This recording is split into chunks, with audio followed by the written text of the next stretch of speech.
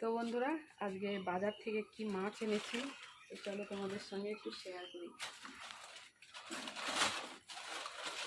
তো প্রথমে এনেছি, দেখো বড় একটা কাতলা। তো দেখতেই পাচ্ছ কাতলাটা। আর যা এনেছি আজকে, তো দেখো নিচে দিয়ে ঢালার সময় দেখো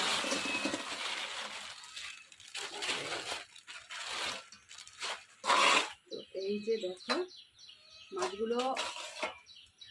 মাছগুলো এখন মরে গেছে। তো যখন আমি এনেছিলাম তখন পুরো লাফাচ্ছিল, জ্যান্ত ছিল। তো এই যে দেখতেই পাচ্ছ বাটা মাছ, একদম সলিড জ্যান্ত বাটা। তা আনতে আনতে মরে গেছে।